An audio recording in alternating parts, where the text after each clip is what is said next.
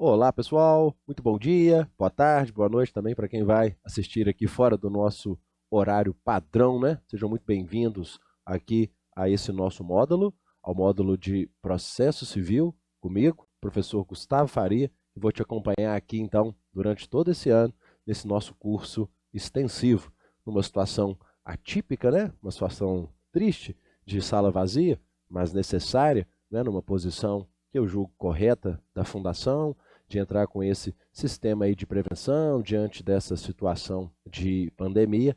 Vamos fazer de tudo para minimizar os prejuízos, né? E tentar facilitar, trazer um curso aqui que, embora gravado, sem com vocês aqui presentes, além dos nossos alunos online, a gente possa manter o nosso nível de qualidade, a excelência já tão conhecida aqui da nossa Fundação do Ministério Público. É um grande prazer retornar aqui esse ano, mais uma vez, com o curso extensivo, para apresentar esse meu módulo de processo civil, essa matéria aí que é uma pedra no sapato de muitos, né?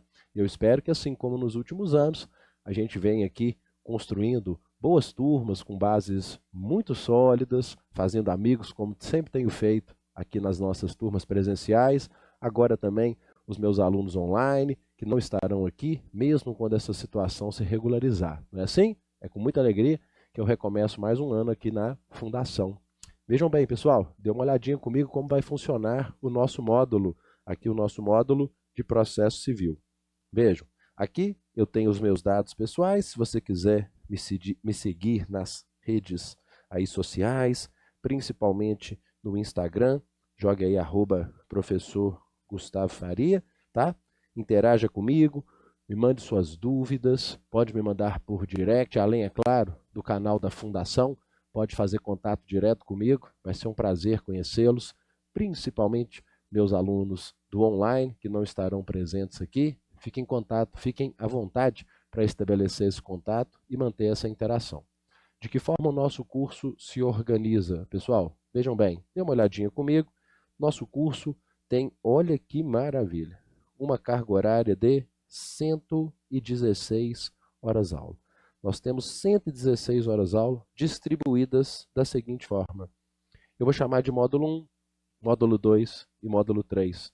Nosso módulo 1, que começa hoje, a gente vai então trabalhar teoria geral do processo e processo de conhecimento, num total de 15 encontros. Temos 15 encontros para TGP e processo de conhecimento. Então, começando lá na teoria geral, chegando lá na coisa julgada. Depois, nosso módulo 2, recursos e execução, com 11 encontros. E, por fim, o nosso módulo 3, com procedimentos especiais, com mais 3 encontros.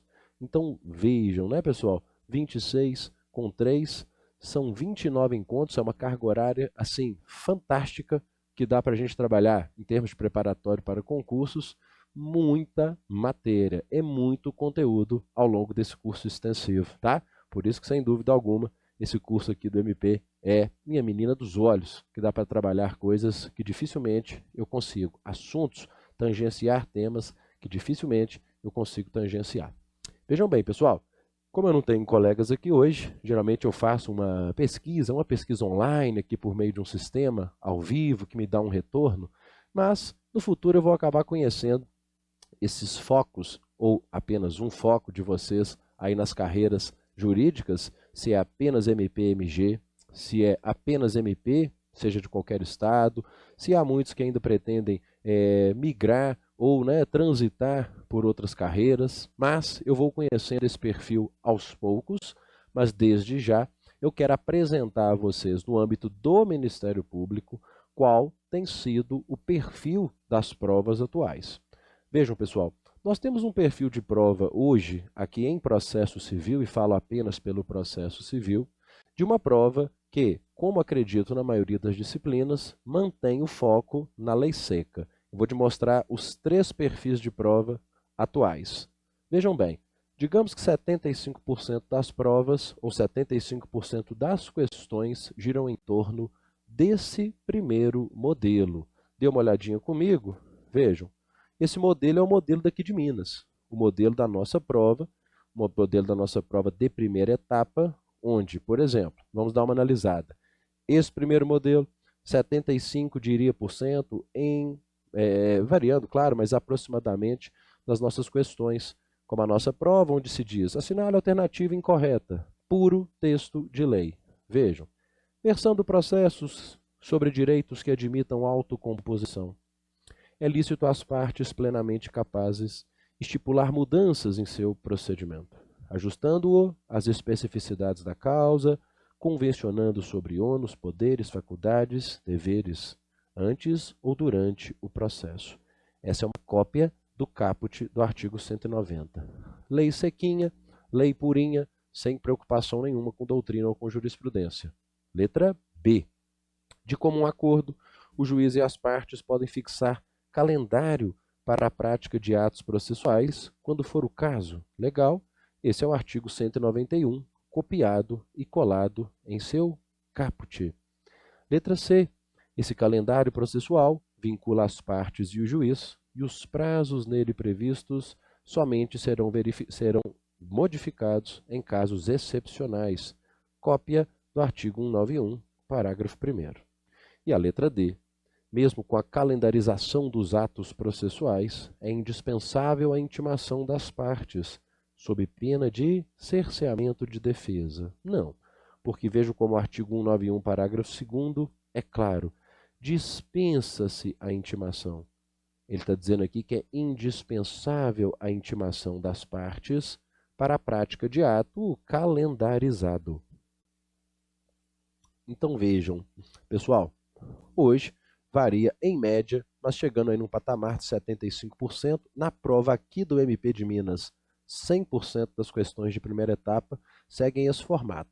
O formato lei seca. Então, claro, sua primeira atenção com o direito processual civil tem que se manter em lei seca. Fechado? Vale lembrar. Vamos passar por esse tema aqui ainda, né? O importantíssimo tema dos negócios jurídicos processuais. Mas deixa isso para um segundo momento. Segundo perfil de questão que você vai encontrar, dê uma olhadinha comigo, é a questão que vai versar sobre jurisprudência dos tribunais. Vejam, por exemplo, na prova do ano passado, do Ministério Público do Piauí, onde se perguntou assim, o benefício da gratuidade de justiça não poderá ser concedido a estrangeiro que não resida no Brasil. Vejam bem, na vigência do Código passado, quando a Lei 1060 de 50, que ainda era a viga mestra da justiça gratuita, vigia, nós tínhamos essa divergência e um entendimento de que, de fato, o estrangeiro não residente, não residente no Brasil, ele tinha óbices à obtenção da gratuidade judiciária. Com o novo CPC, nos artigos 98 a 102, excluiu-se essa proibição.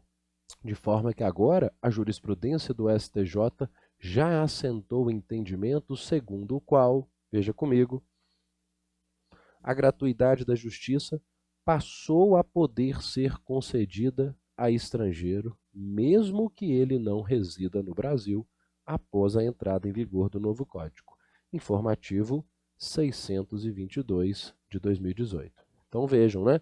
Não tinha como acertar essa questão se não soubéssemos esse entendimento, se não conhecêssemos esse entendimento recente do STJ.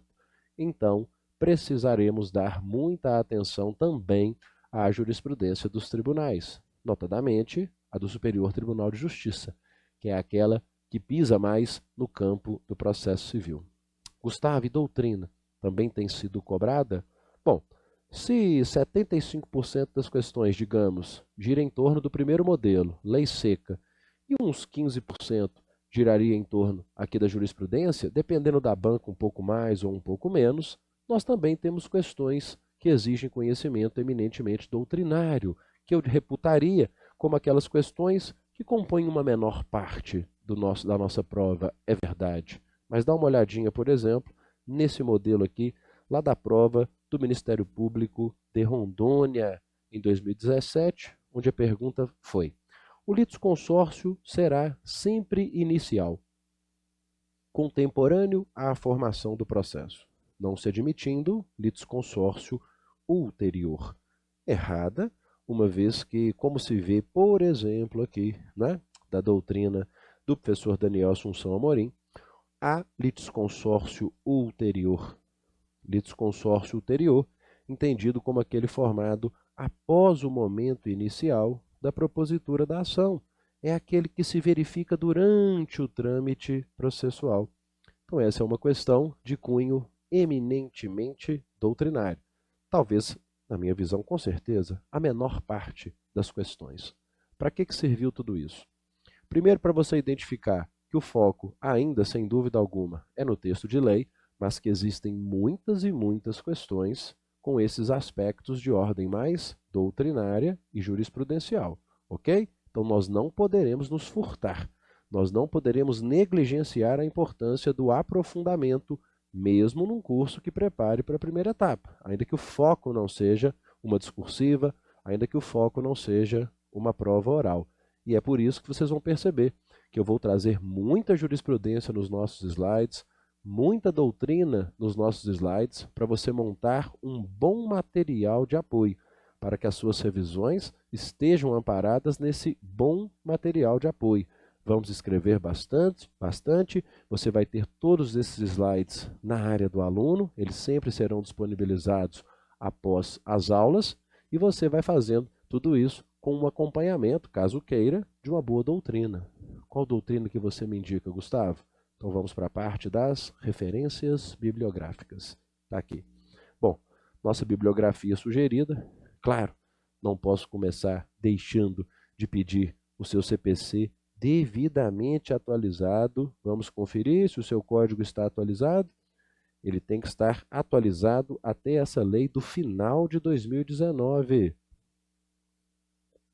Lei 13.894, de outubro de 2019, uma lei que trouxe várias alterações, inclusive envolvendo o Ministério Público, né? Porque temos dispositivos novos no CPC que falam da atuação do Ministério Público como fiscal da ordem jurídica, não é isso? Em situações envolvendo vítimas de violência doméstica e familiar, e aí, então, a sua necessidade de participação como fiscal da ordem. Nós vamos ver isso lá no artigo 698. Segunda referência, eu cito aqui em ordem crescente de aprofundamento. Então, aqui naturalmente seria uma obra mais base, uma obra que é a obra do professor Marcos Vinícius Rios, Direito Processual Civil Esquematizado. O pessoal gosta dessa obra, é uma obra bem técnica, eu também aprovo. Ela é mais básica do que algumas outras, mas para quem tem um pouco mais de dificuldade de processo, ela pode ser bastante útil. Se você já está um passozinho além, eu sugiro a obra que eu até indiquei aqui para fazer a questão anterior do professor Daniel Assunção Amorim, o manual de processo civil dele, já é um passo 2. E se você quer um passo 3, eu já te indico aqui a coleção do professor Fred Didier, que é de onde, inclusive, a gente percebe que muitas questões têm sido retiradas. Das suas lições, a gente observa que muitas questões têm sido feitas, tá? Ele vem servindo de base para muitas questões. Bom, muito bem, pessoal.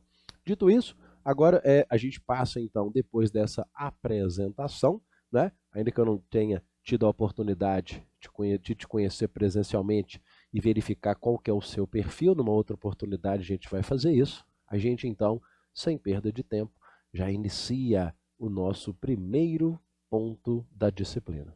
Então, apresentação sobre mim, apresentação sobre o perfil de prova com o qual nós vamos nos deparar, bibliografia, teoria geral do processo. Então, vejam o nosso primeiro ponto aqui, TGP. Eu vou numerando assim para vocês, tá, pessoal? 1. Teoria geral do processo. Aí vou fazendo 1.1. Qual que é o primeiro subitem da nossa TGP? Uma conversinha sobre a evolução da doutrina processual. Então, pessoal, de agora em diante, qual que é o nosso projeto? Eu vou apresentando ponto por ponto da nossa TGP e depois do processo de conhecimento e assim sucessivamente, e uma advertência. Eu vou mesclando todos os estudos, todos os temas, com, claro, doutrina, jurisprudência e questões de concurso. Eu tenho basicamente todas as questões dos últimos concursos do Ministério Público de todo o Brasil nos meus slides. Mas como muitos temas de 2016 para cá, que eu só considero o novo CPC, muitos temas do processo de 2016 para cá, eles não foram cobrados ainda em provas do MP, então eu me sinto à vontade de trazer questões de concursos de outras bancas, de outros cargos, para ilustrar o nosso tema, ok? Claro que sempre que tiver uma questão do MP sobre a matéria, ela é que será trazida. Mas se não houver alguma questão específica sobre ela, ou se achar alguma questão interessante de outro tipo de cargo, eu também vou trazer para a gente fazer uma análise mais macro, né? Não que a gente esteja se preparando para aquele concurso, mas porque ele é um tema que às vezes é recorrente, que ainda não foi objeto de uma cobrança direta no MP, então é óbvio que eu não vou desdenhar a importância de questões também para outros cargos. Então, começando, vamos lá, feita essa advertência da evolução da doutrina processual. O que nós vamos ver aqui, pessoal, é de que maneira a doutrina processual vem evoluindo e passando basicamente por 4 fases nos últimos anos, começando, número 1, por uma fase que a doutrina chama de fase do sincretismo processual. A fase do sincretismo, que também pode ser conhecida como praxismo. O que é o sincretismo ou praxismo? Essa fase antiga do processo, pessoal, né, que não permeia mais hoje o mundo processual, né, contemporâneo, mas o sincretismo, pessoal, era uma fase da evolução da doutrina processual, onde a gente percebia como característica marcante a ausência de caráter científico. A ausência de caráter científico é uma primeira característica marcante do sincretismo ou do praxismo. Percebia-se que aqui o direito processual ele não era estudado como uma ciência autônoma. Ele não tinha um estudo de institutos, de regras, de princípios próprios. Então, como que o processo era visto, Gustavo? Veja comigo. Se a gente fala em ausência de caráter científico, a gente está falando aqui de uma ausência de distinção, entre o direito material e o direito processual. Então, o direito processual, ele não era estudado de uma forma autônoma, mas ele era visto como uma mera vertente, um mero desdobramento do próprio direito material. Nós não tínhamos, então, essa autonomia científica que existe hoje. Existe hoje, mas ela foi alcançada já há muito tempo, há muitos anos, quando a gente alcançou a fase processual, a fase da evolução da doutrina processual, que é chamada de 2, processualismo científico. Então anote aí. Segunda fase da evolução da doutrina processual, a fase do chamado processualismo científico. Na fase do processualismo científico, pessoal, vejam, primeiro ganho é a aquisição de caráter científico com caráter científico sendo atribuído ao processo. O processo adquire caráter científico. Então agora a gente percebe uma distinção, né? Uma separação do direito processual para o direito material. O direito processual passa a ser estudado com regras próprias, com princípios próprios, com normas, institutos que lhes sejam peculiares. Mas aí vem uma segunda característica dessa fase. Se por esse lado a gente teve um distanciamento do direito material, distanciou demais. Sabe por quê? Porque aí a gente passou a enxergar um processo com, vamos anotar, culto exagerado com um culto exagerado à forma. Eles acharam tão lindo trabalhar o processo como uma ciência autônoma, adquirindo caráter científico, que então ele passa a ser estudado à parte do direito material, mas agora com um culto exagerado à forma. O processo passa a ser visto, então, como um fim em si mesmo. Então nós vamos pensar assim, veja aqui comigo. Se por um lado nós tínhamos no sincretismo que vem de fusão, não é assim? Direito material e direito processual absolutamente vinculados.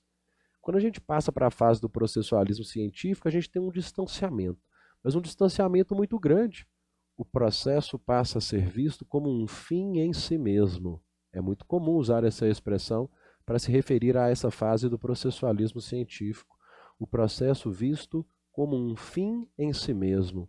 Parece que ele se desgarra do direito material, mas esse desgarramento gera um distanciamento excessivo. Aí ele passa a ser analisado com esse culto exagerado às formalidades, se esquecendo de que ele tem que servir ao exercício, à efetivação do direito material. Então, sincretismo, processualismo. Chegou a hora de aproximar um pouco esses dois, mas é claro, sem fundi-los, não é isso? Então, essa aproximação vem agora da nossa fase 3. Mas espera aí, antes de passar para a fase 3, vejam como esse tema já foi cobrado em provas anteriores. Dê uma olhadinha comigo, pessoal. Olhe, por exemplo, nessa prova de 2017, onde você vai me dizer se está certo ou errado. São etapas da evolução da doutrina processual, entre outras, o praxismo e o processualismo científico. Ok. Praxismo ou sincretismo e processualismo científico. Muito bem, ótimo. Dito isso, a gente vai imediatamente para a nossa fase 3, que é a fase do instrumentalismo. Então vejam, pessoal, aqui no instrumentalismo, claro, nós manteremos a autonomia científica do processo. Óbvio, não vamos andar para trás, né, gente? O instrumentalismo mantém a autonomia científica, mantém a distinção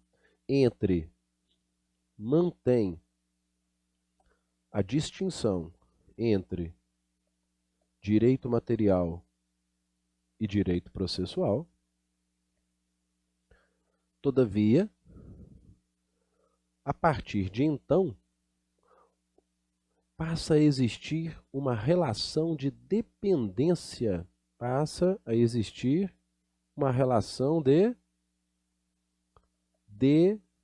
dependência entre eles. Como assim, Gustavo? Olha, a partir do momento em que se exige ser o processo pensado com uma relação de dependência com o direito material, a gente passa a entender que o processo ele vai ser um instrumento de efetivação do direito material e, ao mesmo tempo, o direito material passa a dar algum sentido ao direito processual. Processo como instrumento da jurisdição. Quem nunca ouviu essa frase, não é isso? Atenção, vou repetir. No instrumentalismo nós temos autonomia científica, nós temos distinção entre direito material, mas passa a haver uma relação de interdependência entre eles. O processo como mecanismo de efetivação do direito material e o direito material dando sentido, dando alguma conformação para o processo, porque o processo não tem nenhum sentido senão se colocado à disposição da efetivação dos direitos materiais. Leia de novo o que a gente escreveu e vê se na hora da sua revisão vai ficar claro. Instrumentalismo, autonomia científica, distinção do direito material com o direito processual, uma relação de dependência entre eles. O processo efetivo, o direito material. que por sua vez confere o quê? Sentido ao direito processual. O direito processual, atenção, efetiva o direito material. E o direito material, por sua vez, confere sentido ao direito processual. O processo como instrumento da jurisdição. Quem aqui nunca ouviu falar essa frase? Quem aqui nunca leu num manual a frase o processo como instrumento da jurisdição? Quem aqui nunca viu num concurso, não é isso? Dê uma olhadinha comigo. Por exemplo, a frase o processo é instrumento da jurisdição. Essa aqui, uma frase que a gente pode considerar até hoje, no contexto de uma doutrina clássica, como uma frase correta. Ok? Então, fechou comigo?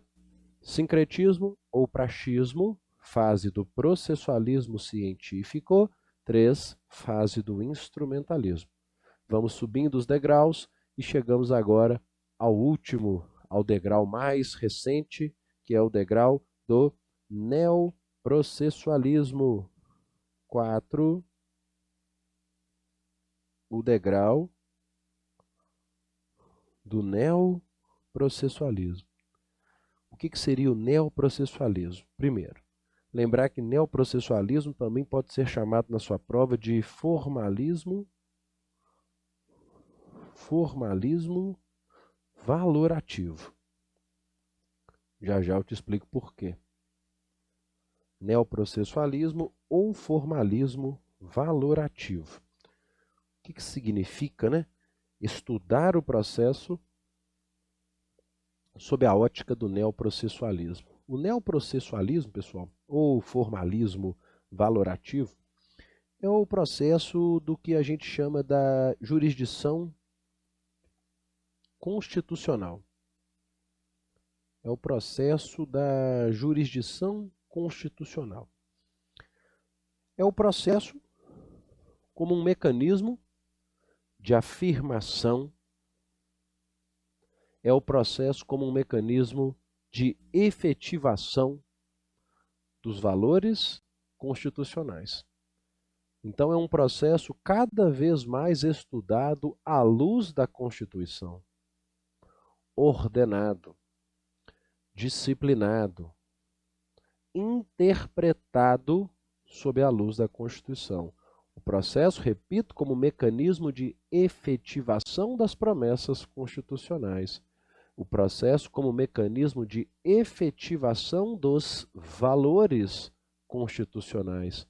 Então, veja, a gente fala em formalismo valorativo. O processo como instrumento de efetivação de valores constitucionais. O processo como instrumento de efetivação de direitos constitucionais, direitos fundamentais, garantias fundamentais. O neoprocessualismo. Então, anotem aí comigo. Processo da jurisdição constitucional, efetivação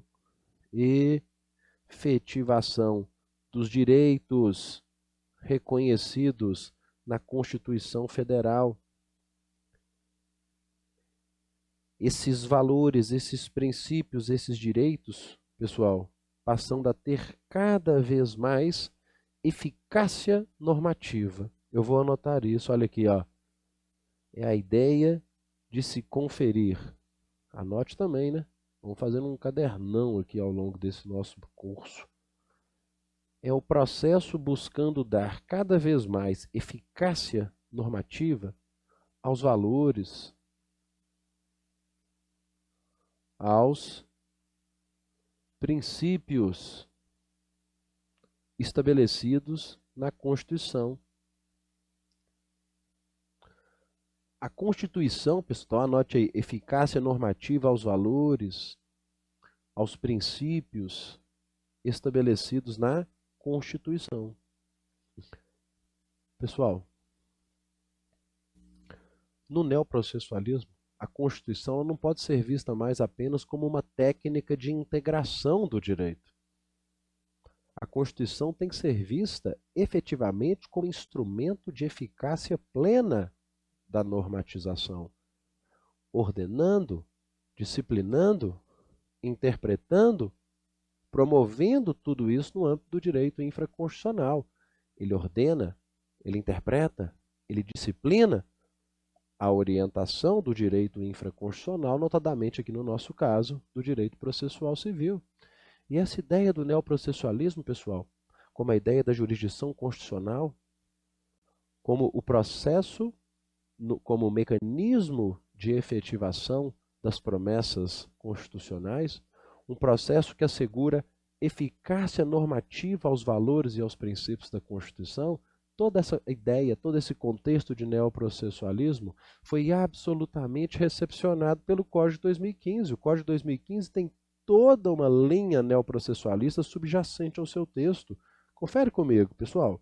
Olha aqui. Por exemplo, desde a exposição de motivos do CPC, esse sentido já dá aqui a cara. Olha aqui, a coerência substancial há de ser vista como objetivo fundamental e mantida em termos absolutos no que tange à Constituição Federal. Afinal, é na lei ordinária e em outras normas de escalão inferior que se explicita a promessa de realização dos valores encampados pelos princípios constitucionais. Olha aí, afinal, como nós vimos, não é o neoprocessualismo uma técnica que busca dar eficácia normativa a valores e princípios constitucionais? É isso que está sendo aqui dito, quando a lei ordinária cumpre essa promessa de realização de valores constitucionais. O que é reforçado também, pessoal, pelo artigo 1º, que deixou claro que o processo civil será ordenado, disciplinado e interpretado conforme os valores e as normas fundamentais da Constituição.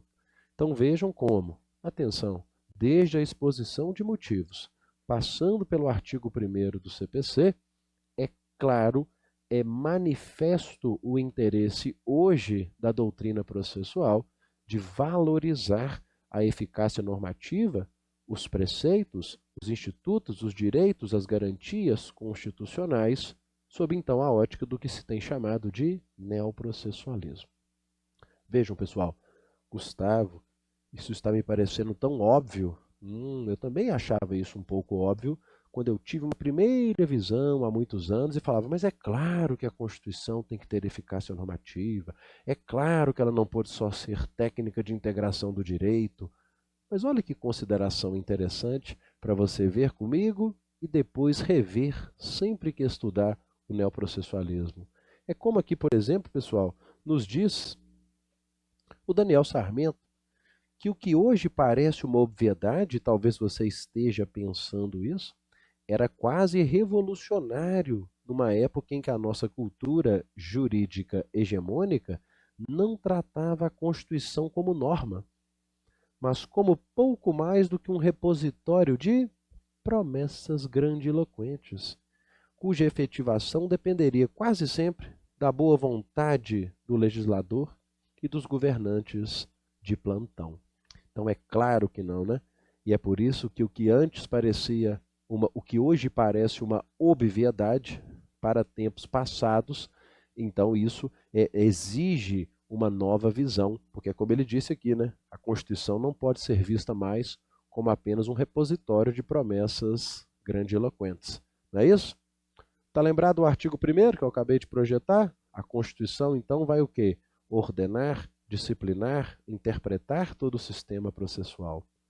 Com isso, você acertaria com facilidade a essa questão aqui, vejam comigo, lá da prova do Ministério Público do Paraná, onde se disse: a Constituição da República Federativa do Brasil serve para o direito processual civil como critério de validade, sem influenciar a interpretação dos dispositivos legais, gente? E aí?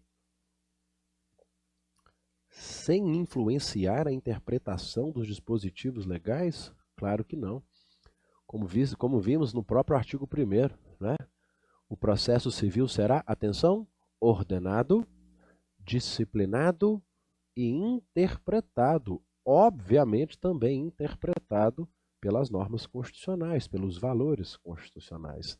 Então, uma questão fácil nesse sentido, né, de já termos tido o aprendizado, que pode ser somada a uma outra aqui para os seus trabalhos, como a dessa prova de procuradoria, onde, no mesmo contexto, perguntou-se: o artigo 1º do CPC trata sobre as normas fundamentais do processo, ao preceituar que ele será, foi só para reforçar, ó, ordenado, disciplinado e interpretado conforme os valores e as normas da Constituição. Aí, beleza.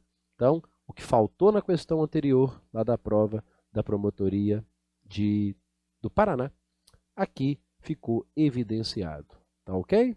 Então, com isso, a gente encerra essa primeira parte, esse item 1.1, teoria geral do processo, né? Ponto 1, a evolução da doutrina processual. Ficou claro? Onde partimos dos tempos mais remotos do sincretismo ou praxismo, passamos pelo processualismo científico, passamos pelo instrumentalismo e chegamos a essa corrente mais de vanguarda, que é o neoprocessualismo. Ok? 4 degraus evolutivos da ciência do processo: sincretismo, processualismo, instrumentalismo e neoprocessualismo. Muito bem? Dito isso, pessoal, a gente vai entrar na segunda parte aqui do nosso módulo, da TGP, para a gente falar desse trinômio, né? Esse trinômio tão conhecido e necessário para formar o estoque teórico para o estudo de todo o processo. Qual que é esse trinômio, pessoal? Está aqui, né? É o famosíssimo trinômio jurisdição, ação, processo. Nós vamos estudar aqui, então, nas próximas 3 aulas, pelo menos, aquilo que de mais importante tem sido visto nas provas acerca de jurisdição, ação e processo. Vejam, pessoal, essa, repito, é a base elementar para a construção de um terreno fértil para você poder compreender de forma mais clara, ter mais facilidade de assimilação de todo o conteúdo seguinte. Essas primeiras 3 a 4 aulas, em que a gente fala de muitos assuntos versados sobre teoria geral do processo, esses temas te dão o quê? Te dão o estoque teórico necessário para irrigar o estudo de todas as demais disciplinas.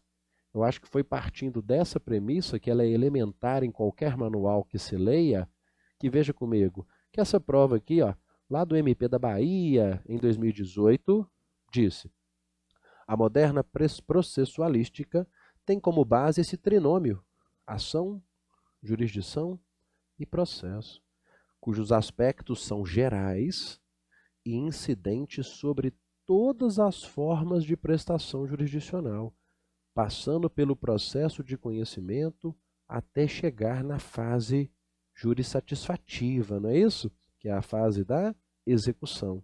Então, por isso que sim, está certo afirmar isso, por isso que a gente começa então a fazer uma análise a partir de agora desse trinômio. O trinômio jurisdição, ação, processo. Aula de hoje, jurisdição. Aula que vem, ação. Próxima aula, o finzinho de ação e processo. Vamos nessa? Para deixar bem organizadinho seu caderno. Vamos lá? Coloque aí item 1.2 da jurisdição, né? Porque o item 1, teoria geral do processo. 1.1, evolução da doutrina processual. 1.2, jurisdição. E já para te dar um sumário do que falaremos, o sumário vai se repartir dessa forma. O primeiro subitem, das formas de solução de conflitos e a jurisdição. O segundo, características e princípios da jurisdição. O terceiro, espécies de jurisdição. Ok? Então vamos falar ponto a ponto disso aqui, que vai então encerrar nosso assunto. Bom, então eu já projeto aqui para vocês o primeiro subitem das formas de solução de conflitos e a jurisdição. Vamos lá, pessoal. Quando a gente fala hoje em formas de solução de conflito e a jurisdição, é bom a gente já de imediato contextualizar uma seguinte ideia. Diante de uma situação de crise, diante de uma situação de necessidade de gerenciamento dessa crise, qual é a melhor forma para que isso seja feito? qual é a melhor forma para a solução das crises do gerenciamento de conflito. Seria a jurisdição a primeira, a mais apta, a mais adequada forma de solução de conflito, de gerenciamento de crise? Pessoal, diante do estabelecimento da crise, diante do estabelecimento da relação conflituosa, o que hoje prevalece é o estudo sobre aquilo que vem sendo chamado de, atenção, sistema ou justiça multiportas. Então dê uma olhadinha comigo aqui na tela. Sistema ou justiça multiportas. O que seria a ideia de sistema ou justiça multiportas, pessoal? Quando a gente fala hoje, e esse termo é tão comum no estudo do processo, né? A gente está lembrando hoje, pessoal, que a jurisdição, dentro aí desse nosso trinômio, ela não é a única, tampouco a jurisdição, ela deixou de ser vista como a única, tampouco a principal opção para o gerenciamento de crise, para as partes colocarem fim ao litígio. A jurisdição não é mais, numa visão moderna de processo, a única, tampouco a principal opção das partes para colocarem fim ao litígio. Por quê? E esse é o ponto central. Atenção. Por quê?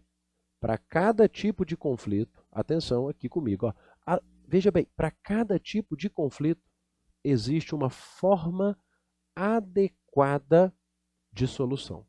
Então hoje não se fala mais em forma preferencial, forma alternativa. O que você tem hoje são formas adequadas num sistema multiportas. Há várias portas para a solução do conflito. Então o que se busca hoje, vamos fazer essa anotação, o que a gente busca hoje, para cada tipo de conflito, é a forma adequada. Qual é a forma adequada para a solução de cada tipo de conflito? Para cada tipo de litígio, existe uma forma mais adequada de solução. A jurisdição, nesse contexto, pessoal, ela é apenas mais uma dessas formas. Ela é apenas mais uma dessas formas. Ao lado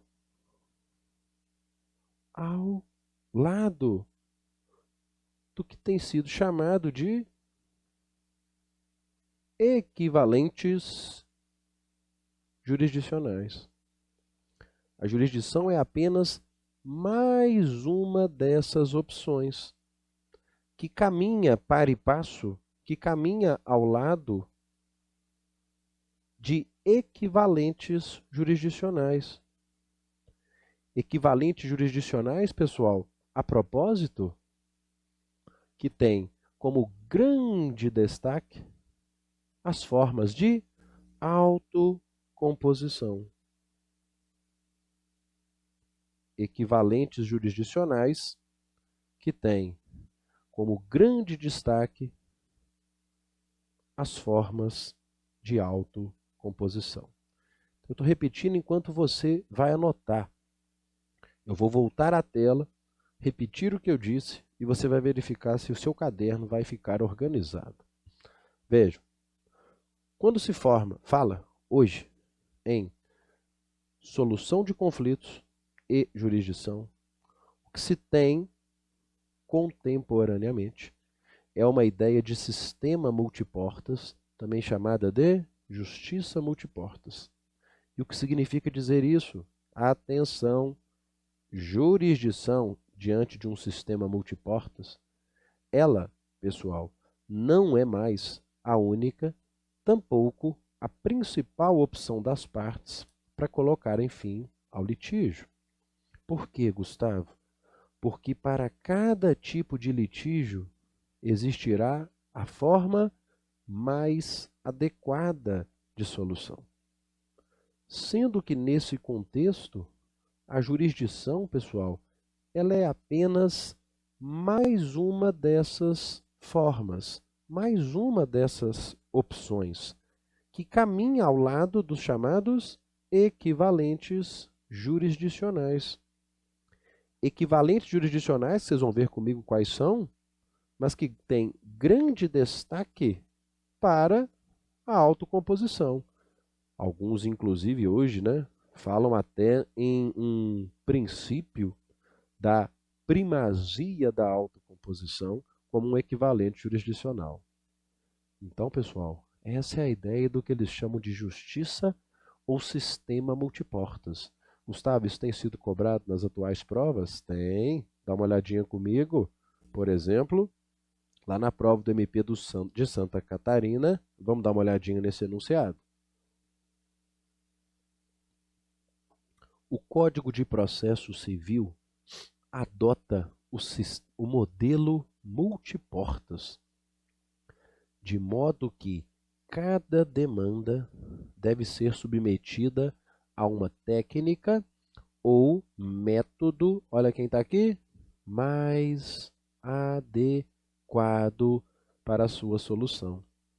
E devem ser adotados todos os esforços para que as partes cheguem a uma solução consensual do conflito.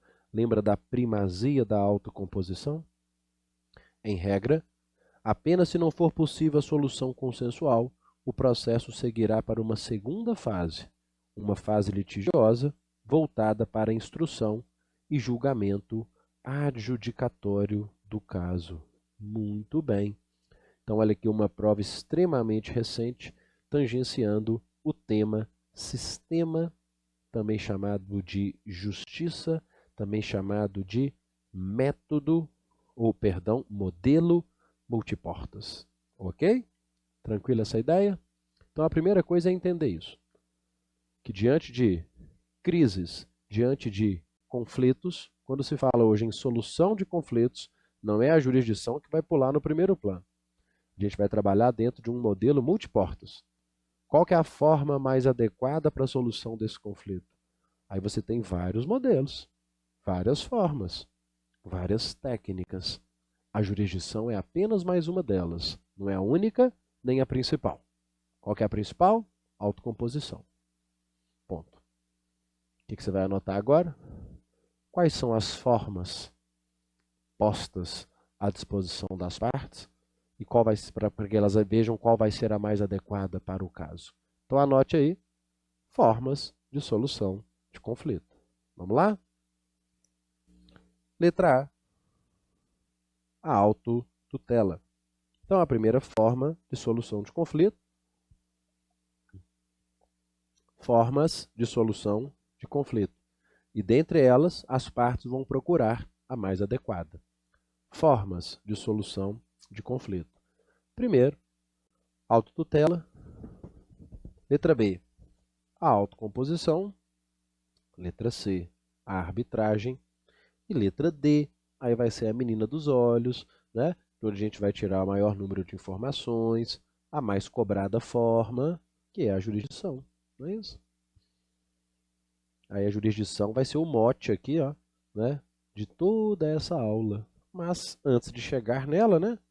A gente passa por algumas situações aqui anteriores. Autotutela. Vamos começar por ela? Pessoal, a autotutela é a forma mais primitiva, né, de solução de conflitos, sem dúvida alguma. A autocomposição já é uma forma bem mais moderna, né, vamos dizer assim, a arbitragem também e a clássica jurisdição. Mas eu queria que vocês, em primeiro plano, diante desse arrolamento, lembrassem que para fins de classificação, autotutela e autocomposição entra no rol daquilo que nós chamamos de equivalentes jurisdicionais.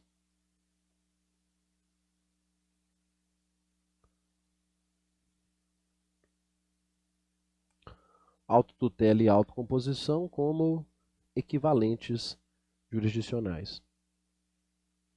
Então, vejam, dentro do rol de 4, autotutela, autocomposição, jurisdição e arbitragem, Destaque essas primeiras duas, autotutela e autocomposição, como equivalentes jurisdicionais, porque arbitragem e jurisdição, nós vamos ver, são as formas jurisdicionais de se resolver conflitos. A arbitragem tem natureza jurisdicional? Já te antecipo que tem. Por isso que a arbitragem não está aqui nos equivalentes jurisdicionais, porque a arbitragem é jurisdição. Fechado? Muito bem. Com esse conceito, né? Só com essa visualização desse mapa, dê uma olhadinha comigo. Você já se sente um pouco mais seguro para tratar de alternativas como essa, né? De acordo com a qual os equivalentes jurisdicionais são formas de exposição do chamado, ó quem está aqui de novo, gente, sistema multiportas do direito processual, meio plenamente reconhecido e estimulado no direito brasileiro. Perfeitamente. Então, tá vendo? Ó? Só com esse mapa aqui, a gente já fazia essa questão. Autotutela, autocomposição, equivalentes jurisdicionais. Depois a gente estuda arbitragem e jurisdição, que aí são efetivamente meios jurisdicionais. E existem, então, esses equivalentes compondo o sistema multiportas. Que expressão reiterada, recorrente nas provas atuais, hein, gente? Então, bastante cuidado. Usar isso desde a primeira etapa, passando por discursivas, orais, todo o cuidado para o chamado sistema multiportas. Vamos para a letra A? Vamos falar então agora um pouco mais minudenciosamente sobre cada uma das formas. Começando pela autotutela. Pessoal, a autotutela, primeiro, lembrar que é a forma mais primitiva de solução de conflitos, né? Em que uma parte impõe sua vontade à outra baseado na força, não é isso? Uma parte impõe sua vontade à outra baseada na força. Essa força pode ser física, essa força pode ser afetiva, essa força pode ser econômica, essa força pode ser religiosa, etc. Então, uma forma, repito, enquanto você anota, bem primitiva de solução de conflitos. Forma essa, repito, né, em que uma parte impõe sua vontade à outra, baseada eminentemente na força, uma força que pode ser física, pode ser afetiva, pode ser econômica, pode ser religiosa. E que vejam, tem amparo legal em algumas hipóteses, não é isso? Porque vale sempre lembrar que o ordenamento jurídico prevê sim algumas formas, notadamente lá no Código Civil, para o uso da força, não é isso? Como forma imediata de reparação de algum tipo de dano, para alguma ameaça de dano, como forma então de solução do conflito. Eu destaquei para vocês algumas das principais hipóteses previstas em lei para esse exercício das próprias razões. Então, o exercício das próprias razões, por exemplo, no artigo 1210 do Código Civil, esse artigo que em seu caput fala sobre do direito do possuidor de ser mantido na posse, não é isso? Em caso de turbação, restituído no caso de esbulho e segurado de violência iminente em caso de receio. São as ações de reintegração de posse, manutenção de posse, não é isso? Interdito proibitório. Mas no parágrafo 1º, atenção, o Código deixa claro que o possuidor turbado ou esbulhado poderá manter-se ou restituir-se aqui por sua própria força, contanto que o faça logo. Então veja uma previsão expressa do exercício dessa autotutela, desse equivalente jurisdicional. Outro exemplo, artigo 1283. As raízes e os ramos de árvore que ultrapassarem a extrema do prédio poderão ser cortados até o plano vertical divisório pelo proprietário do terreno invadido. Então vejam como funciona, né, pessoal? Aquele seu vizinho, que tem aquele pé de manga, não é isso? Que está ali ultrapassando os limites do seu terreno, aquelas folhas caindo na sua casa, aqueles galhos ultrapassando a barreira do muro e chegando na sua casa, você pode ir lá e cortá-los, né? Até o plano vertical divisório, que está invadindo a sua propriedade. Autotutela como equivalente jurisdicional. Beleza? Então, sem maiores delongas, autotutela, letra A. Partamos para frente. Letra B, autocomposição. Nosso segundo equivalente jurisdicional. Autocomposição, repito, nosso segundo equivalente jurisdicional. Tá anotando aí? A autocomposição, repito, pessoal, dentro de um contexto de sistema multiportas, de modelo multiportas, cada vez mais valorizada. A autocomposição cada vez mais valorizada, tenho certeza que todos sabem disso. Alguns falam que ela é a forma preferencial na resolução dos conflitos dentro de um contexto contemporâneo de processo, e você já encontra a valorização da autocomposição lá nas normas fundamentais do CPC, lá no artigo 3º que eu trago para vocês, que diz que a conciliação, a mediação e outros métodos de solução consensual de conflitos deverão ser estimulados por todos. Por quem? Por juízes, por advogados, por defensores, claro, e por membros do MP, inclusive no curso do processo. Não é assim? Então, tanto em momentos pré-processuais quanto em momentos processuais, as formas de autocomposição devem ser estimuladas. Com isso, você não teria nenhuma dificuldade de, na prova lá do Paraná do ano passado, de acertar. A solução consensual dos conflitos é incentivada, somente em momentos processuais, pessoal, ou pré-processuais. Olha aqui em cima, inclusive no curso do processo, né? Então tá errada. Gostei não. Beleza? Viu isso? Clara essa introdução? Sigamos com a autocomposição. Quando a gente fala em autocomposição, a gente está falando de um gênero, porque existem várias espécies de autocomposição. Então coloque aí no seu caderno, espécies de autocomposição. Pessoal, onde nós vamos encontrar? Anotou? Deixa eu anotar com você. Espécies de autocomposição. Nós vamos extrair essas espécies de autocomposição, sabe de onde, gente? Da própria lei. Sempre que a gente puder se reportar à lei, eu acho isso importante. Nós vamos extrair isso aqui lá do artigo 487. Ele vai trazer aqui para a gente algumas espécies de autocomposição. Porque o artigo 487, pessoal, é aquele que fala das hipóteses em que haverá resolução de mérito na sentença. E algumas das hipóteses de resolução de mérito no processo, pessoal, atenção, é quando o juiz homologar a autocomposição. E o juiz, ele homologa alguma espécie de autocomposição. Como, por exemplo, quando ele homologa o reconhecimento da procedência do pedido. Então, olha a primeira espécie de autocomposição, reconhecimento da procedência do pedido. Gente, o reconhecimento da procedência do pedido é quando o réu ele se submete àquilo que o autor está querendo, né? Então, a gente fala aqui em submissão do réu ao autor.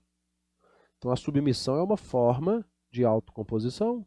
A submissão é uma forma de autocomposição. Qual outra? Renúncia. Aqui já é o autor jogando a toalha, né?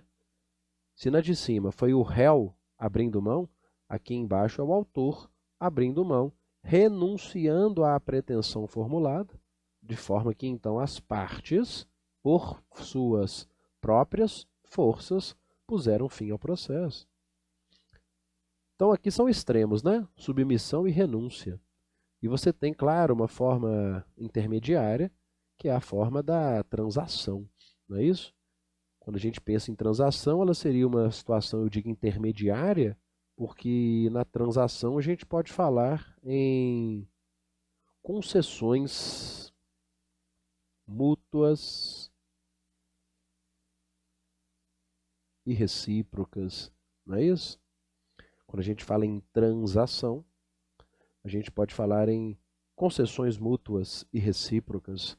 É quando o autor pede 10, o réu quer pagar 5, e eles fecham num acordo de 7, não é isso? Foi uma forma de autocomposição que não se deu pelo reconhecimento da procedência do pedido, não se deu pela renúncia à pretensão formulada, mas pela transação. Fechado? Muito bem, anotou? Espécies de autocomposição: submissão, reconhecimento e transação. Submissão, renúncia e transação. Muito bem, pessoal.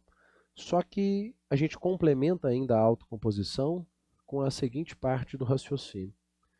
Para se chegar a essa renúncia, para se chegar a essa submissão, para se chegar a essa transação, nós podemos utilizar o quê? Algumas técnicas que o próprio código trabalha. Para se chegar a essa autocomposição, podem ser empregadas técnicas, as quais o próprio código trabalha em seu corpo. São as técnicas, notadamente, da conciliação e da mediação. Então, vamos comigo? Olha só, quando a gente fala em autocomposição, em submissão, renúncia e pretensão, a gente pode fazer o uso de técnicas, como, por exemplo, a da conciliação e a da mediação. O que a gente pode extrair, por exemplo, aqui do artigo 165 do CPC, que mostra o esforço do código ao falar na criação de centros de solução consensual de conflitos. Atenção, onde teremos sessões e audiências de conciliação e mediação. Então percebam como a conciliação e a mediação, pessoal, são instrumentos catalisadores da autocomposição. Podemos dizer, repito, que então, isso aqui era para ser um S, tá? Podemos dizer então que na busca pela autocomposição, nós temos instrumentos catalisadores, técnicas, métodos para se chegar a essa autocomposição. E eu queria que você, claro, no contexto da autocomposição, identificasse essa diferença entre conciliação e mediação, remetendo-se inicialmente ao parágrafo 2º desse artigo, que fala sobre a figura do conciliador, e aí a gente entende o cabimento da conciliação e quando que ela é preferencial. Quando ele diz que o conciliador atuará preferencialmente nesses casos aqui, ó, casos em que não haja vínculo anterior entre as partes. Então para por aí, dá uma olhadinha aqui comigo.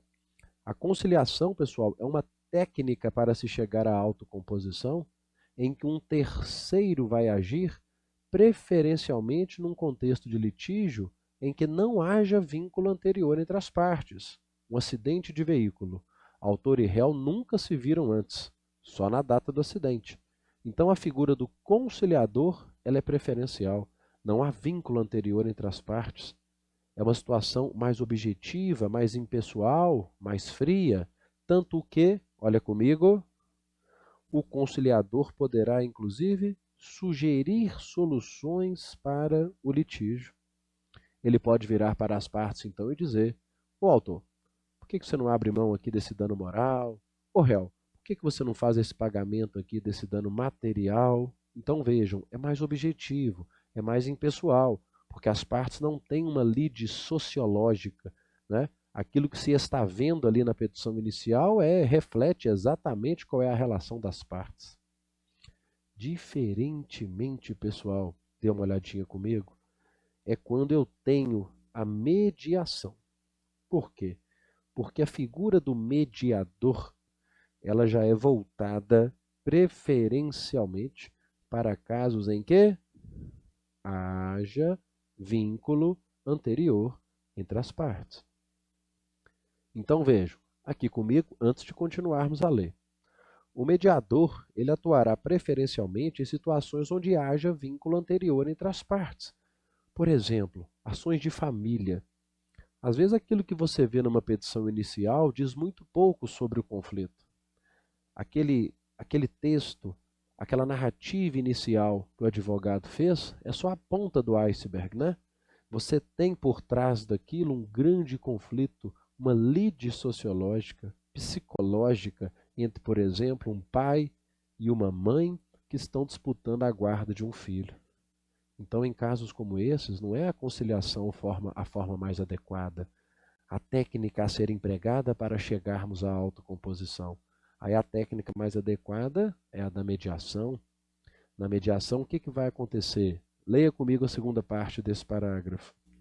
O mediador não vai sugerir soluções, ele vai auxiliar os interessados. Ele vai trazer auxílio aos interessados para que eles possam compreender melhor o conflito e eles possam, olha, pelo restabelecimento da comunicação, identificar por si próprios soluções consensuais que tragam benefícios mútuos. Então, aqui na mediação, o mediador não vai sugerir conflitos, soluções para o conflito. O mediador vai conduzir um diálogo. Atenção, o mediador ele é um catalisador do diálogo. Ele restabelece a comunicação entre as partes para que elas mesmas possam identificar qual é o problema e qual é a melhor forma para resolvê-lo. Com base nisso, né, você não erraria uma questão como essa, por exemplo, da prova da Defensoria Pública lá do Espírito Santo, e por que não utilizá-la de base, né, para a gente? Uma olhadinha aqui comigo na tela. A conciliação seria o método, pessoal, mais adequado para a solução consensual para uma ação de divórcio litigioso? Talvez quem fez uma leitura rápida dessa alternativa, lá na hora da prova, principalmente, tenha dito, né? Certo, divórcio tem que resolver por autocomposição. Mas espera, será que a conciliação é o método mais adequado? Aqui existe ou não existe vínculo anterior entre as partes? Aqui existe vínculo anterior entre as partes, né, gente? Então, naturalmente, me parece que a mediação seria a forma mais adequada. Tranquilo?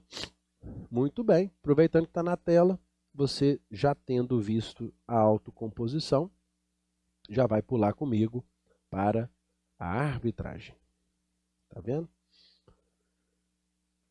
Bem claro, gente? Autocomposição, submissão, renúncia, transação, métodos para se chegar a isso. Conciliação, mediação. Beleza? Cuidado com a autocomposição. Arbitragem. Pessoal, quando a gente fala em arbitragem, né, inclusive, muito cuidado, nos últimos 2 concursos aqui do MP de Minas, né, a banca de processo foi composta pelos 2 representantes da OAB, professor Adriano Cardoso e professor Leonardo Beraldo. E o professor Leonardo Beraldo é um especialista em arbitragem, tem uma obra específica sobre ela, já já vou trazer uma partezinha dela aqui, né? Tem cobrado arbitragem nas nossas provas. Então, o que eu preciso, nesse início, de lembrar sobre a arbitragem?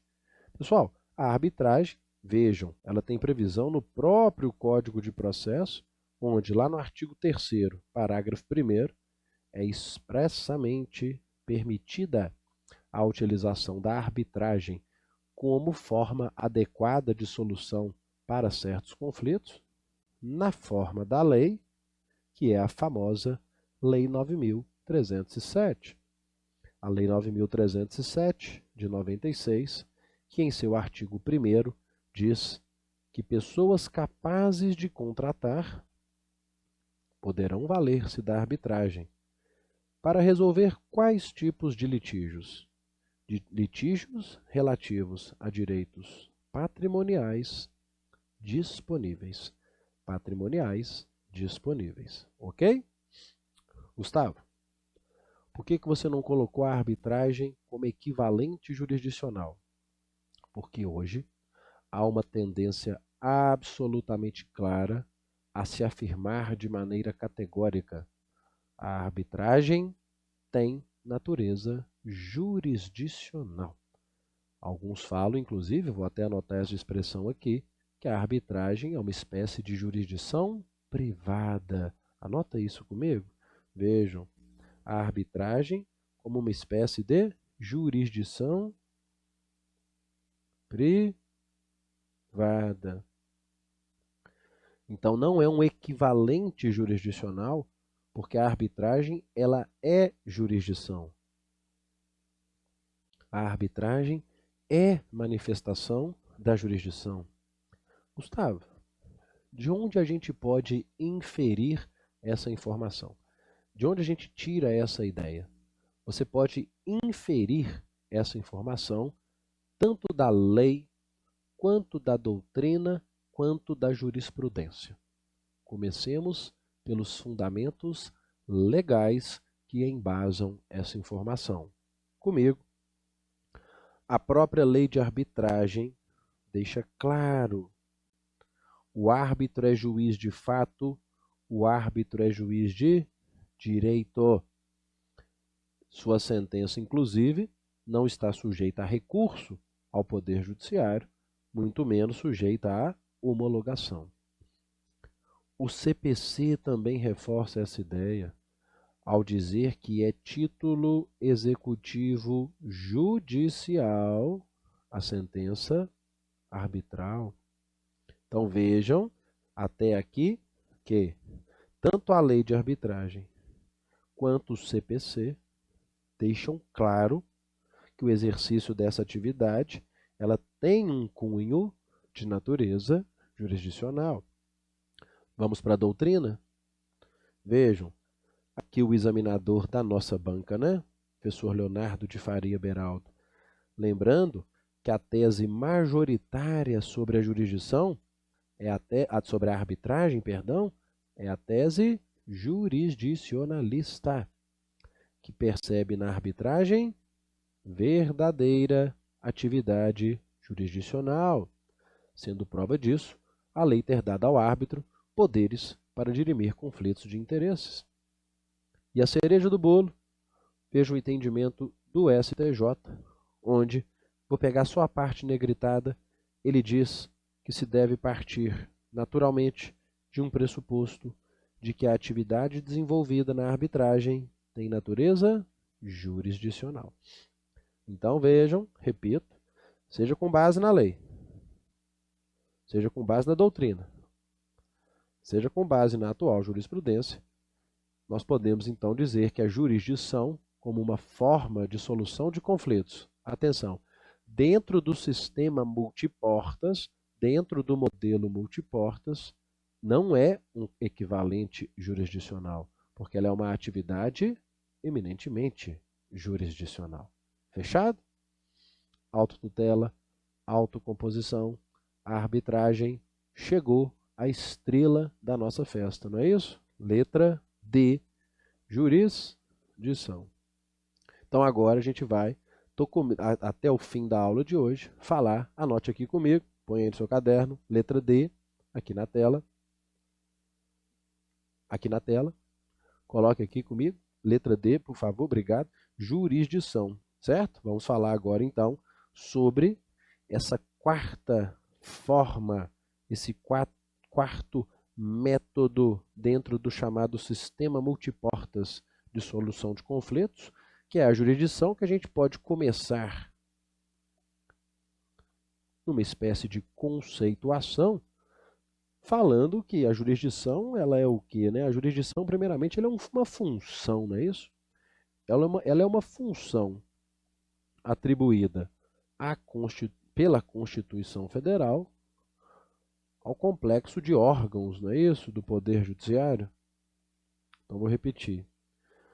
A jurisdição, ela primeiramente pode ser vista como uma função atribuída pela Constituição Federal ao complexo de órgãos do Poder Judiciário. Primeira palavra que vem em mente quando eu quero conceituar jurisdição é a jurisdição enquanto função. Função atribuída pela Constituição ao complexo de órgãos do Poder Judiciário. Claro que nesse caso, pessoal, a gente está falando aqui da função típica, né? Por quê? Aqui a gente pensando na jurisdição como uma função atribuída pela Constituição aos órgãos, uma função típica, porque eu não posso, obviamente, me esquecer que o judiciário também, né, esse seu complexo de órgãos, exerce funções atípicas, né? Como, por exemplo, funções atípicas administrativas. Olha esse exemplo aqui na tela. O artigo 96 da Constituição, né, como bom exemplo de judiciário no exercício de funções atípicas administrativas. Veja aqui na tela comigo.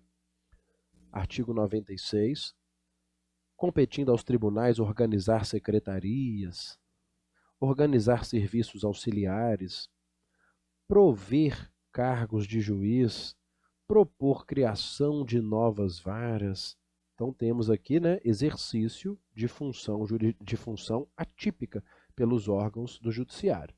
Mas é claro, quando a gente fala em, voltando, jurisdição num primeiro plano, a gente vai pensar em função atribuída pela Constituição Federal aos órgãos do Poder Judiciário. Mas a que me interessa aqui é só a função típica e não funções atípicas como essas aqui. Pessoal, mas quando a gente fala em jurisdição, a gente também vai falar em, além de função, poder, não é isso? Jurisdição é função, mas jurisdição também é poder. É poder de interferência. É poder de interferência nas relações jurídicas, né? Poder de interferência nas relações jurídicas, fazendo o quê? A aplicação do direito. Fazendo o quê? A aplicação do direito.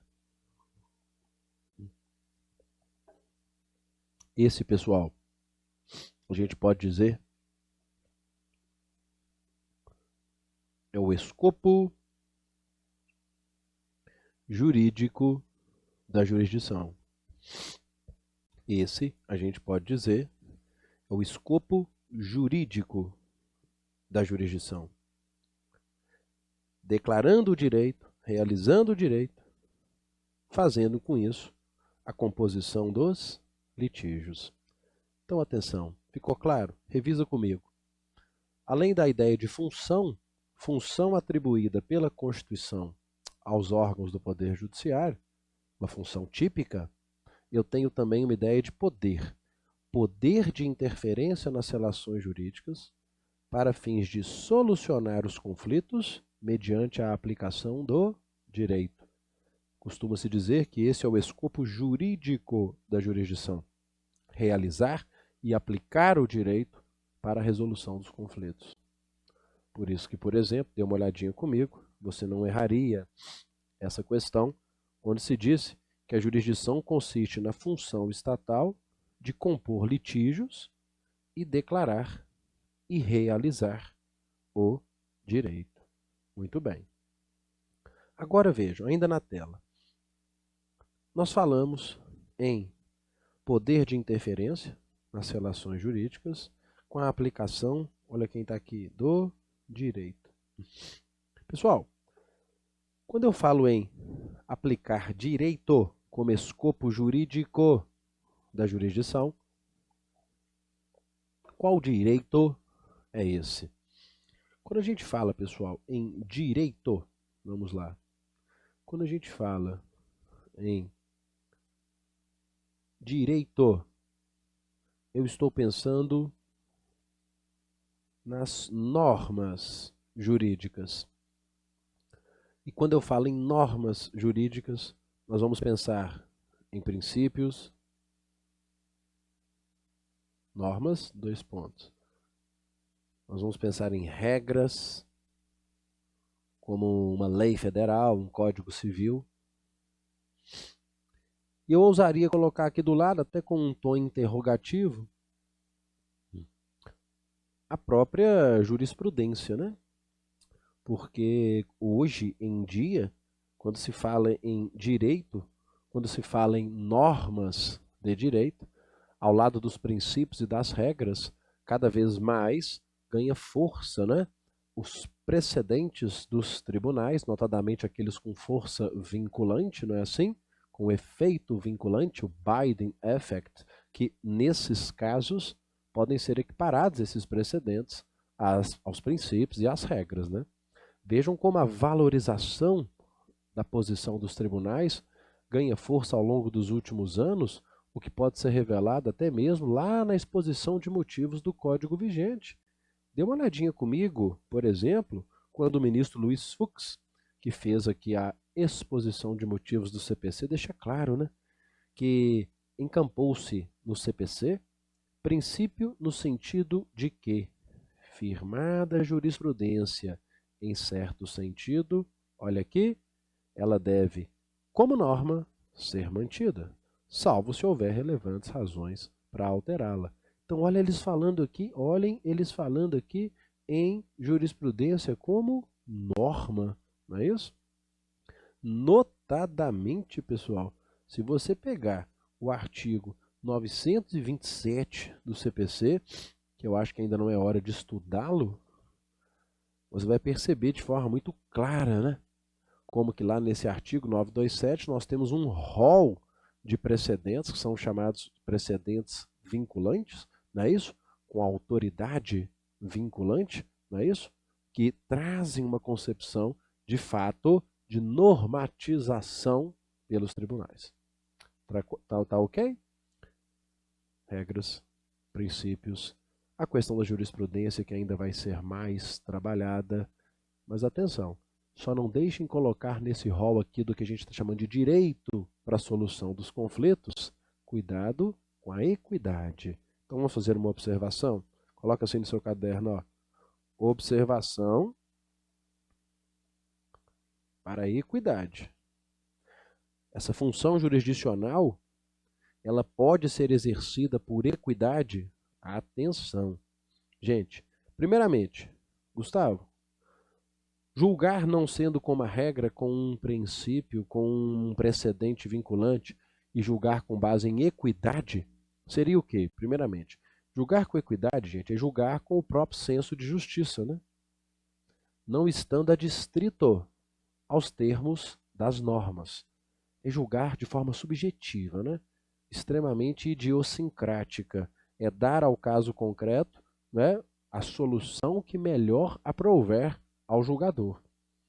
Cuidado, porque quando a gente fala então em jurisdição como poder de aplicar o direito nesse escopo jurídico, então nós temos o quê? Nós temos que excluir a ideia da equidade como uma forma primária, uma possibilidade primária de aplicação. Porque, veja comigo, o código é claro no artigo 140, parágrafo único, ao dizer que o juiz só decidirá por equidade nos casos previstos em lei. E eu trouxe para vocês dois exemplos de julgamento por equidade. Um primeiro, no artigo 85, parágrafo 8º, que fala de fixação de honorários advocatícios por apreciação equitativa. E um segundo, no artigo 723, parágrafo único, que fala que nos procedimentos de jurisdição voluntária, o juiz não é obrigado a observar critério de legalidade estrita, podendo adotar a solução que entender mais conveniente ou mais oportuna. Então, entenderam? Então, quando eu falo em escopo jurídico da jurisdição, eu estou falando na aplicação do ordenamento jurídico, Eu estou falando na aplicação do direito. E quando eu falo em direito, aqui comigo.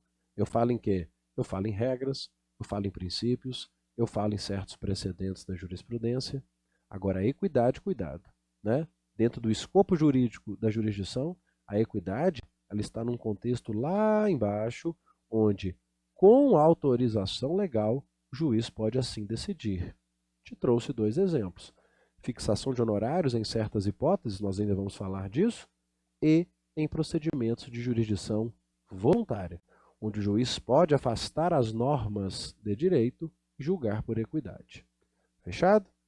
Para encerrar essa ideia geral sobre a jurisdição, coloque aí no seu caderno que a jurisdição, vale lembrar, além do escopo jurídico, ela também tem um escopo social.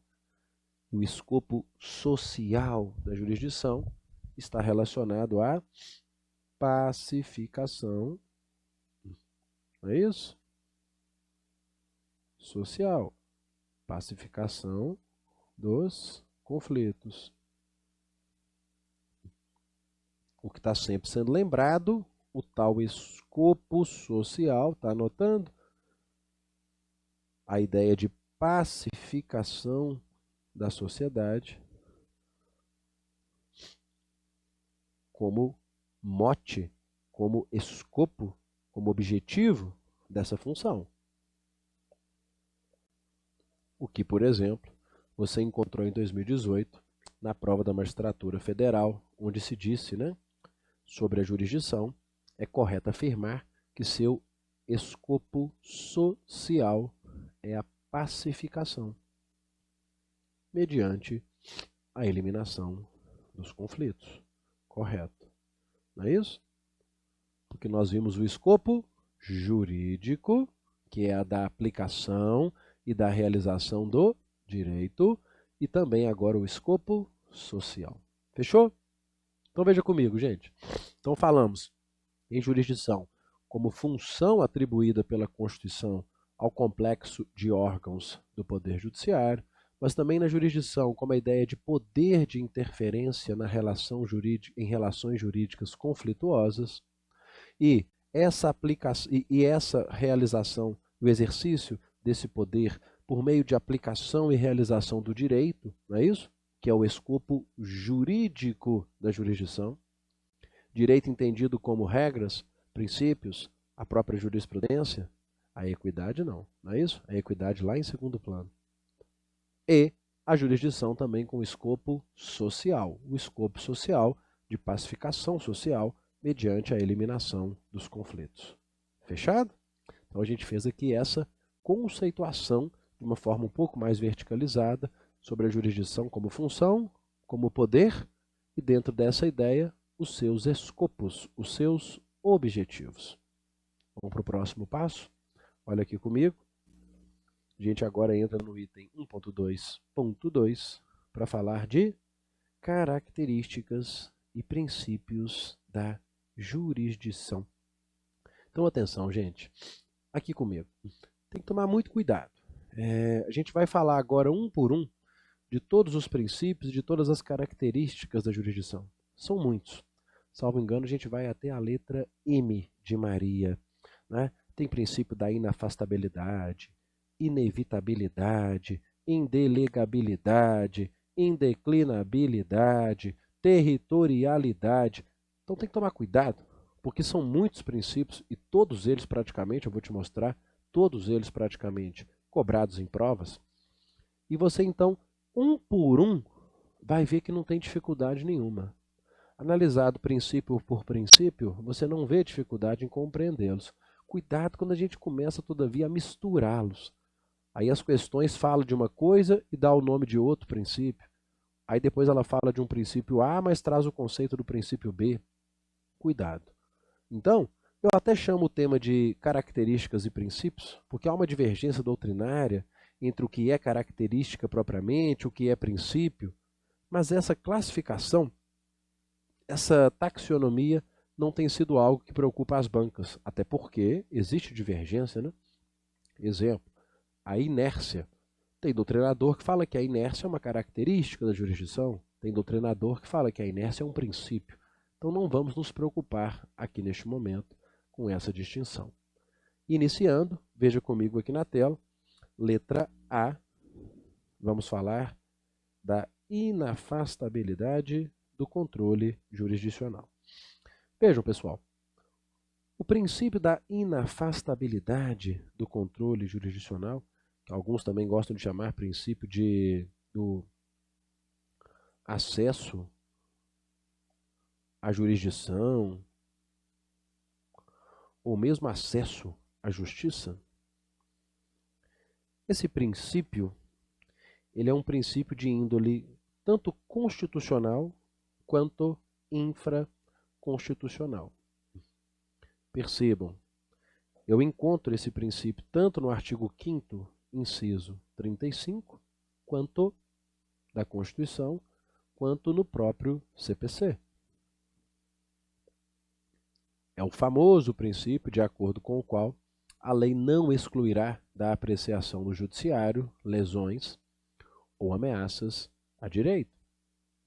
O CPC praticamente reproduz, dizendo que não se excluirá da apreciação jurisdicional ameaça ou lesão a direito. Foi por isso, tendo em vista essa alocação, tanto constitucional quanto infraconstitucional, que aqui nessa prova em 2018, lembrou-se, não se excluirá da apreciação jurisdicional ameaça ou lesão a direito. Esse é o princípio da inafastabilidade. Alguns falam em obrigatoriedade da jurisdição, que é a um só tempo, princípio constitucional e infraconstitucional do processo. Muito bem, certinha. Constitucional e infraconstitucional. Olha aqui em cima comigo. A lei não excluirá da apreciação do judiciário lesão ou ameaça. Não se excluirá da apreciação jurisdicional ameaça ou lesão. É muito óbvio e ninguém erraria, Portanto, lá nessa prova do MP do Paraná de 2016, quando eles disseram que a atuação da jurisdição depende da constatação de lesão a direito, sem se cogitar sobre uma atuação preventiva em caso de ameaças. Claro que não, Claro que é errada, porque tanto a Constituição quanto o CPC deixa claro que tanto a lesão quanto a ameaça, elas então estarão sob a ótica da inafastabilidade. Muito bem. Agora uma coisa muito importante. Quando se fala hoje em dia, de forma então mais contemporânea, em princípio da inafastabilidade, você tem que lembrar, pessoal, que quando se fala em a lei não excluirá da apreciação do judiciário lesão ou ameaça a direito, quando a gente pensa em princípio da inafastabilidade, sem dúvida alguma, nós vamos ter, não há como negar, uma concepção mais imediata, aqui na tela comigo, mais imediata desse princípio, que é a ideia de acesso propriamente dito. O ingresso formal à justiça.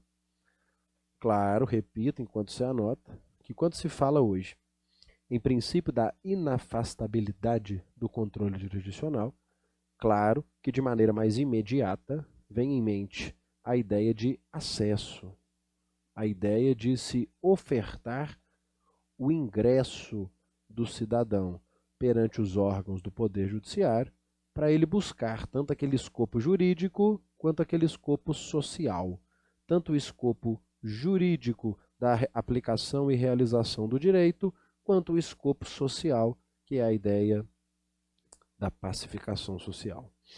A porta de entrada, gente? A porta de entrada ao judiciário. Mas ofertar porta de entrada é muito pouco. O que se entende contemporaneamente é que a ideia da inafastabilidade, ela pressupõe, é claro, essa concepção imediata de acesso, mas também uma concepção que a gente pode chamar de imediata, que está relacionada a ideia da efetividade da prestação jurisdicional. A ideia de um processo justo. Então, atenção.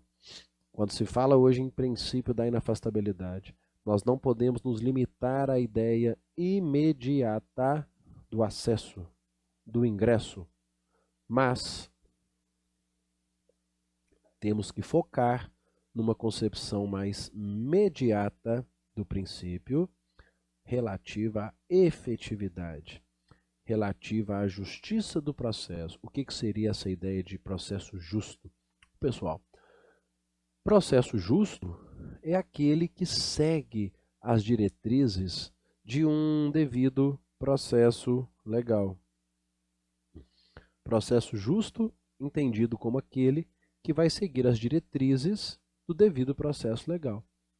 Aqui, é um processo que obedeça aos critérios da legalidade, da fundamentação das decisões, um processo que obedeça às regras do contraditório efetivo, da ampla defesa, da duração razoável do processo, porque o devido processo legal é um princípio maior, ele é um inferente jurídico onde eu encontro todos esses outros, né?